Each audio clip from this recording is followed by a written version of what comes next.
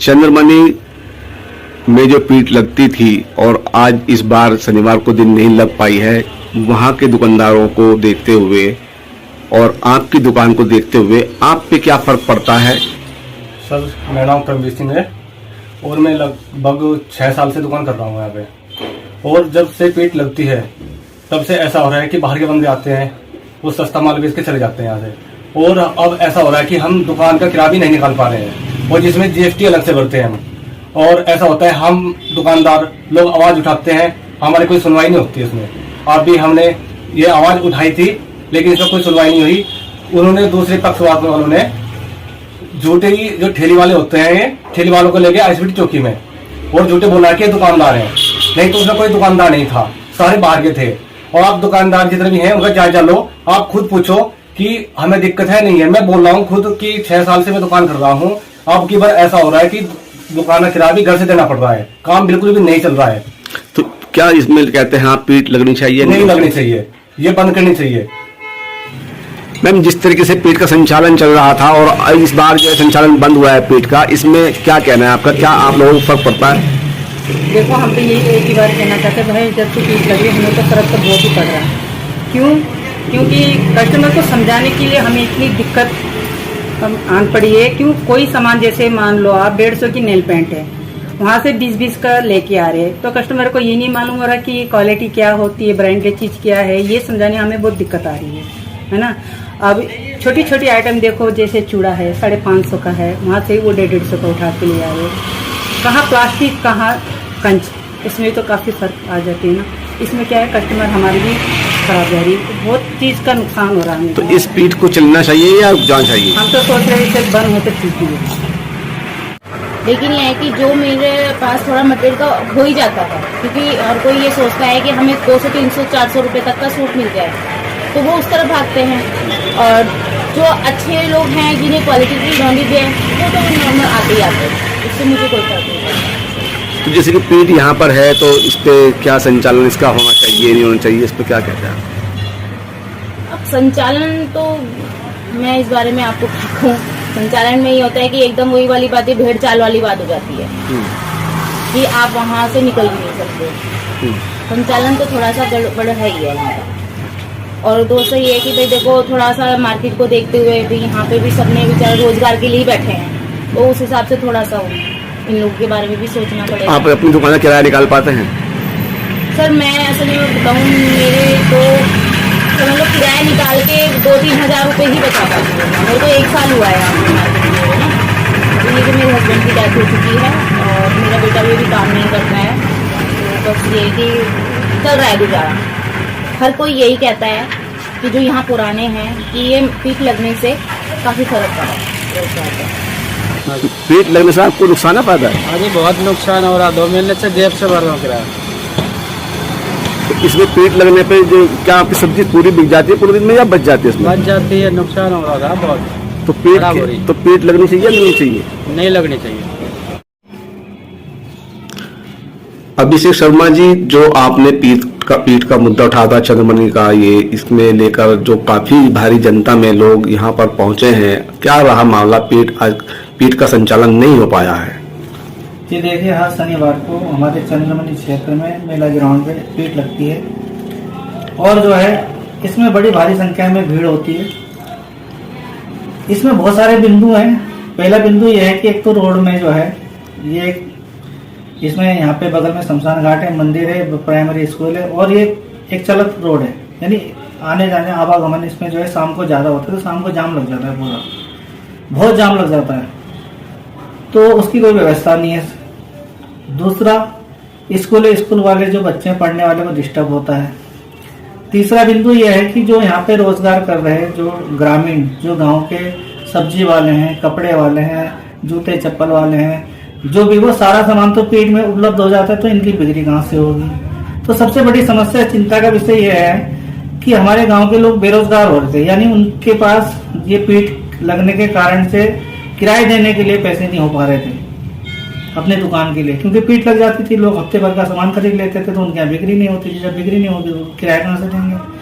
उन्हें जो है बड़ी दिक्कतों का सामना करना पड़ा। और जबकि उन्होंने कई बार नगर निगम में एप्लीकेशन भी दिया वो कार्य नहीं हुआ। लेकिन इस बार हमने जो उन्होंने हमसे वो मांगा, सहयोग मांगा, तो हमने एक विधिवत रूप से कानूनी रूप से जो है हमने एक सिस्टम वाइज स्टेप लिया और सब जगह हमने वो एप्लीकेशन साइन पार्षद के मोहर लगा करके जो है डीएम, एसडीएम, एसपी, थाना इंचार्ज, चौकी हर जगह दिया जहाँ देना चाहिए, नगर आयुक्त को भी दिया। और जिसके कारण ये और 150 आदमी यहाँ पर भीड़ में सम्मिलित होकर सबने जो है सहयोग दिया। हमने कोई प्रदर्शन नहीं किया, ना किसी को हाथ लगाया, क्योंकि आचार संहिता लगा था, इसका हमने जो है पालन करना था कानूनी रूप से। लेकिन हम साइड में बैठते हुए केवल प्रशासन को याद दिलाते रहे कि भीड़ नहीं लगनी चाहिए, और उन्होंने हमारा पूरा साथ दिया। जो कि इंचार्ज ने अपने चीता पुलिस वाले को, लेडीज मतलब सबको भेजा यहाँ पे, ताकि कोई मतलब विवाद न हो, तो पूर्ण सहयोग मिला।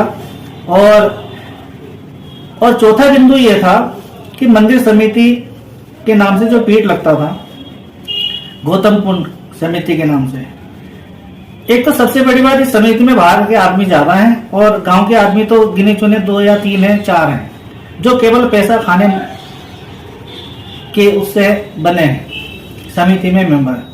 क्योंकि बाहर के आदमी को इन समिति से कोई लेना देना नहीं है, उन्हें जबरदस्ती बनाया गया या खुद बने मुझे मालूम नहीं। उनसे जब राय ली जाएगी, पूछी जाएगी, जब बुलाया जाएगा तो, क्योंकि समिति में 4 आदमी हैं, वो 4 ही आदमी समिति को चलाते हैं, पैसे का संचालन करते हैं। और यहाँ के लोगों को इसलिए नहीं लेते क्योंकि हिसाब देना पड़ेगा, तो इसलिए उन्होंने अपने अपने आदमी रखे हैं। सीधी सी बात तो ये है। और मेरे हिसाब से देखो, जो सत्यता ये है कि गांव के आदमी भी होने चाहिए। बाहर के आदमी को क्या करना, हमने गांव का मंदिर है, गांव के आदमी होने चाहिए, ठीक है, तुम बाहर के भी रखो, लेकिन गांव के भी होने चाहिए 10-15 लोग। और प्रॉपर तरीके से समिति का जो कार्य है, एक तो रसीद देना चाहिए, अगर पैसे उठा रहे हैं, मन मर्जी आए 100 रुपए कर दिया, मन मर्जी आए 150 कर दिया, किसी से 50 ले लिया, किसी से। पैसे की रसीद की बात की, रसीद किसको दी जाएगी? नगर निगम के द्वारा दी जाती या मंदिर समिति की दी जाती? किस तरह की रसीद आनी चाहिए? फिलहाल इस विषय में नगर निगम, जबकि जमीन किसकी है? ये जमीन तो जिसकी भी है, एक मंदिर के नाम से यहाँ पे मेला लगता है, तो सब लोग कहते हैं मंदिर की जमीन है, कोई अपने पर्सनल बताता है, कोई पंचायती बोलता है। फिलहाल हमें जमीन से लेना देना नहीं, फिलहाल ये गाँव का मंदिर है, गाँव की जमीन है, तो इसमें सबका अधिकार है समान रूप से, जब तक इसका कोई निष्कर्ष नहीं निकलता। फिलहाल पीठ के संचालन की बात करें, जो पैसा जो उठता है, आपने एक वीडियो में कहा है कि 20 लाख रुपए प्रति साल वर्ष जो है इसमें उठता है, वो पैसा तो 20 कहाँ लाख जाता मैंने है? बहुत कम बोला है, और जब हम कैलकुलेशन करेंगे तो काफी आगे जाएगा ये कि पीठ, क्योंकि पीठ 350-400 के बीच में दुकानें लगती है, 150 रुपये सभी का किराया लिया जाता है, और दाल वाले का अलग हिसाब है 1500, मतलब कोई सीमा नहीं है किसी से कुछ, किसी से। अभी ऐसा कैलकुलेशन करना काफी डिफिकल्ट हो जाएगा। और जब रसीद नहीं, कुछ नहीं है, पैसा कहाँ जा रहा है कुछ पता नहीं, हिसाब किताब कुछ नहीं है, तो सब झोलमाल है। मतलब एक तरफ से मंदिर के नाम से पैसा कमाने के लिए, अपने घर को भरने के लिए। कौन उठाता है पैसा? ये समिति वाले उठाते हैं। समिति में एक माधुरी नाम की महिला है, वो उठाती है, और हेमराज जो मेहनत बन के बैठे हैं, और समिति में बस यही 2 जने, 3 जने, 4 जने यही चलाते रहते हैं। क्योंकि समिति में हम लोग नहीं जुड़े हैं, गांव के आदमी नहीं जुड़े हैं, और अगर हम बोले हमें जोड़ो तो हो सकता है वो न जोड़े, क्योंकि हम तो देखो सत्यता पर आधारित है। हम तो हर चीज पूछेंगे, पैसा आया कहाँ गया, कहाँ नहीं गया, इस पैसे को सही जगह लगाने का कार्य होना चाहिए मंदिर समिति का।